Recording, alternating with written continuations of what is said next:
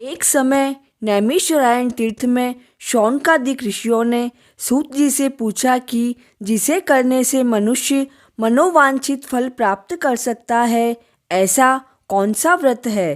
तब सूत जी ने कहा कि ऐसा ही प्रश्न नारद ऋषि ने विष्णु भगवान से पूछा था। तब विष्णु भगवान ने जिस व्रत के बारे में बताया वह मैं तुम्हें बताता हूँ। प्राचीन काल में काशीपुर में एक अति निर्धन ब्राह्मण रहता था। वह भूख प्यास से व्याकुल भटकता रहता था। एक दिन उसकी दशा पर दया करके भगवान विष्णु बूढ़े ब्राह्मण के रूप में प्रकट होकर उस ब्राह्मण को सत्यनारायण व्रत का विधान बताया। वह अंतर्ध्यान हो गए। ब्राह्मण अपने मन में सत्यनारायण व्रत का निश्चय करके घर के लिए लौट आया।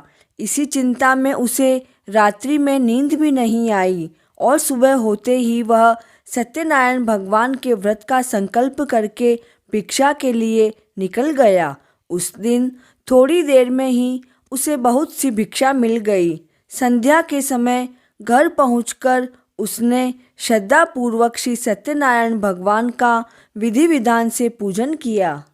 भगवान की कृपा से वह कुछ दिनों में धनवान हो गया। वह जब तक जीवित रहा तब तक हर माह की पूर्णिमा के दिन सत्यनारायण भगवान का व्रत व पूजन करता रहा। अंत समय में मोक्ष का अधिकारी बना। सूत जी कहने लगे, एक दिन वह ब्राह्मण अपने नाते रिश्तेदारों के साथ श्रद्धा भाव से सत्यनारायण की कथा सुन रहा था। तब भूख प्यास से व्याकुल एक लकड़हारा वहां पहुंच गया। वह भी वहां कथा सुनने के लिए बैठ गया। कथा पूर्ण होने पर प्रसाद ग्रहण किया। फिर उसने ब्राह्मण से कथा के बारे में पूछा तो उसने बताया, यह सत्यनारायण भगवान का व्रत है जो कि मनोवांछित फल देता है। पहले मैं भी निर्धन व दरिद्र था। इस व्रत को करने से मैं धन्य धान्य से युक्त हुआ हूँ। यह सुनकर लकड़हारा बहुत प्रसन्न हुआ। मन में उसने सत्यनारायण भगवान के व्रत का निश्चय किया और बाजार में लकड़ी बेचने के लिए गया। उस दिन उसे लकड़ियों का दुगना नाम मिला। उन पैसों से वह पूजन सामग्री खरीद कर लाया। वह घर पहुंचकर पड़ोसियों को बुलाया कर सत्यनारायण भगवान का व्रत व पूजन किया। भगवान सत्यनारायण की कृपा से थोड़े ही दिनों में वह संपन्न हो गया।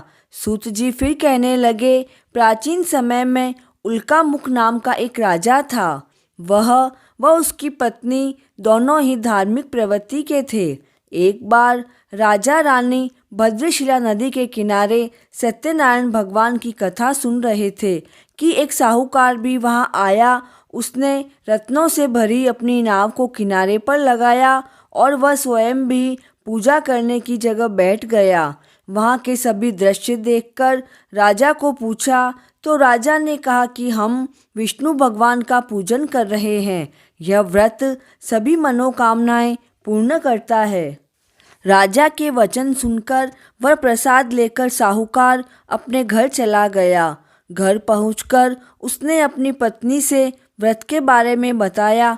वह संकल्प किया कि मैं भी संतान प्राप्ति होने पर यह व्रत अवश्य करूँगा। उसकी पत्नी का नाम लीलावती था। सत्यनारायण भगवान की कृपा से उसकी पत्नी कुछ दिनों बाद गर्भवती हो गई। वह 10वें महीने में एक सुंदर कन्या को जन्म दिया।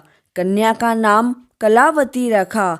वह पूर्णिमा के चांद की तरह बढ़ने लगी, अर्थात बड़ी होने लगी। एक दिन मौका देखकर लीलावती ने अपने पति को सत्यनारायण भगवान का व्रत करने का स्मरण करवाया। तो उसके पति ने कहा कि यह व्रत मैं कन्या के विवाह पर करूँगा। यह कहकर साहूकार अपने कार्य में लग गया। जब वह कन्या विवाह के योग्य हुई तो उसने कंचनपुर नगर के साहूकार के पुत्र के साथ अपनी पुत्री का विवाह कर दिया। विवाह के समय वह साहूकार व्रत करना भूल गया, जिससे सत्यनारायण भगवान क्रोधित हो गए।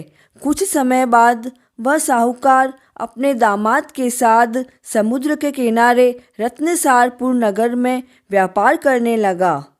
प्रभु की लीला से वहाँ के राजा चंद्रकेतु के यहाँ खजाने से चोरों ने धन चुरा लिया। राजा के सिपाही चोरों का पीछा कर रहे थे, तब चोरों ने चुराया हुआ धन फेंक दिया, वह स्वयं भाग गए। वहीं साहूकार का डेरा था। सिपाही चोरों को ढूंढते हुए वहां पहुंच गए।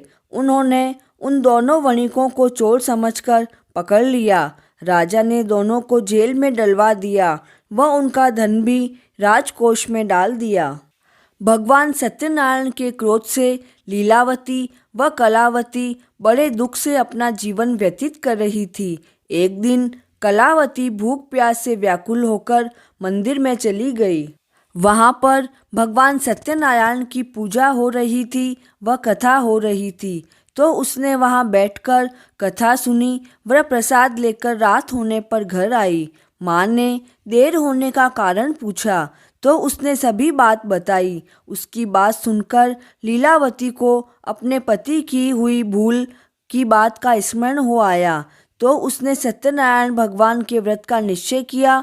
उसने अपने सभी सगे संबंधियों के साथ सत्यनारायण भगवान की कथा सुनी व दया भरे वचनों से प्रभु सत्यनारायण से प्रार्थना की कि मेरे पति ने संकल्प करके आपका व्रत नहीं किया है, उसी से आप क्रोधित हुए हो। अब कृपा करके उनकी गलती को क्षमा करें। लीलावती की प्रार्थना से भगवान सत्यनारायण प्रसन्न हो गए।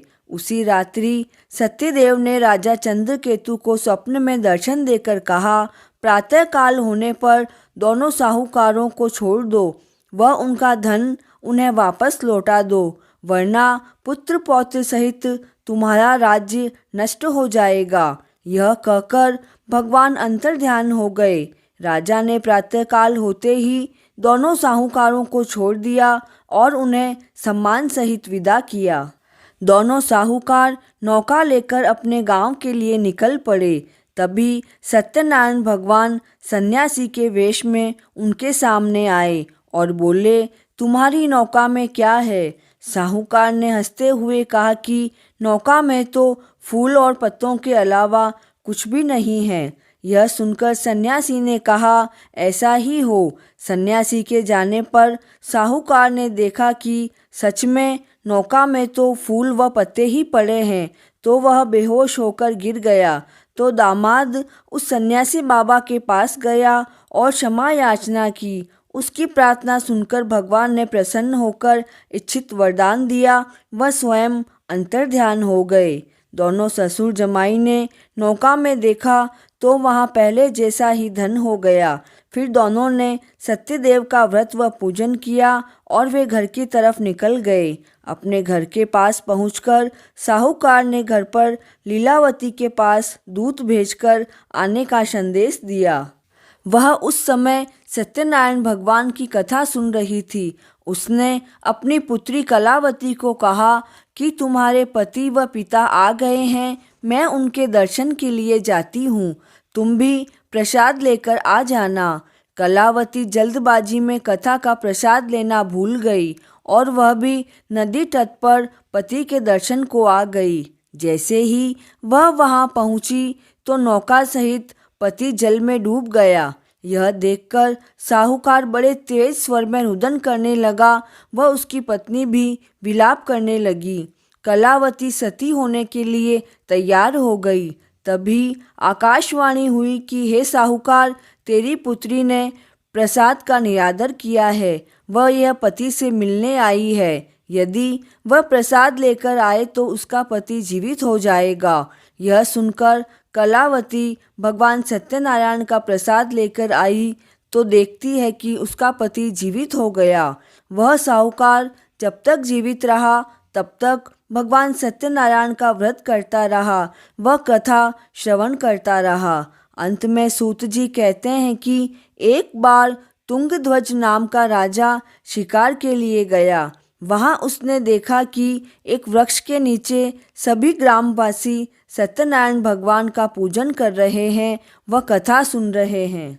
तो उसने ना तो भगवान को नमस्कार किया और ना ही पूजन स्थल के पास गया। ग्रामवासी राजा के पास प्रसाद लेकर पहुँचे तो राजा ने प्रसाद की परवाह नहीं की। वह अवहेलना करके वह महल चला गया। महल पहुँचते ही राजा को पता चला कि उसके पुत्र पौत्र व धन संपत्ति नष्ट हो गई है। तो उसे वन की घटना याद आ गई। तो उसने विचार किया कि यह सब भगवान के प्रसाद का निरादर करने से हुआ है। यह सोचकर राजा पुनः वन जाकर ग्रामवासियों के साथ भक्तिपूर्वक सत्यनारायण भगवान का पूजन करके वह प्रसाद लेकर आया। वह वापस महल आया तो सभी पहले जैसा ही हो गया। तब से राजा हमेशा सत्यनारायण का व्रत, पूजन व कथा श्रवण करता रहा। कथा पूर्ण हुई। बोलिए श्री सत्यनारायण भगवान की जय हो।